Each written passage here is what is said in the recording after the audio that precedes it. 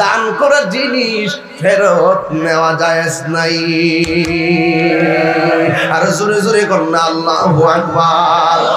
নাই নাই ওহাব কালবিও দুনিয়াতে নাই।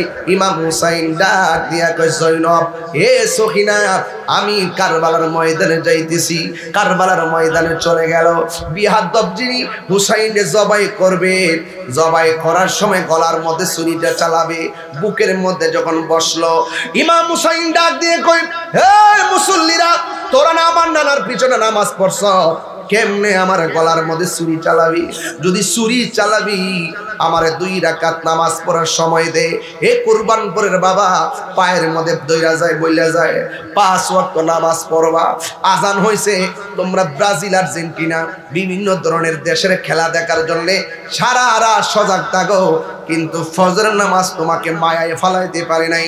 একটা কথা মনে রাখবা, ফজরের নামাজ যারা পড়ে তাদের চেহারার ভিতরে নূর নূর বাপ চলে আসে, কারণ সকালবেলা আল্লাহর নূরের হাওয়া গ্রামে গঞ্জে ঘুরে।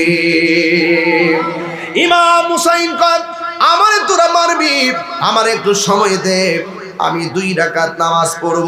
ইমাম হুসাইন 2 রাকাত নামাজ পড়লেন। তখন গায়ের ভিতরে বল্লমের আঘাত, গায়ের ভিতরে তীরের আঘাত। 99 জ্বর হইলে নামাজ পড়ে না, কিন্তু এতগুলো আঘাত নিয়ে হুসাইন ওই ময়দানে নামাজ পড়ছেন।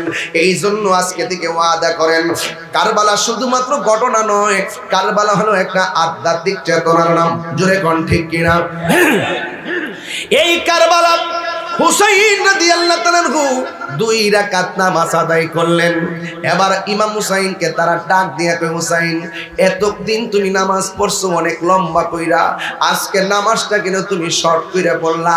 ইমাম হুসাইন রাদিয়াল্লাহু তাআলা বলেন, আজকের নামাজটা যদি আমি লম্বা করি তাইলে তোরা বলবি আমি মরণের ডরে নামাজটা লম্বা করছি।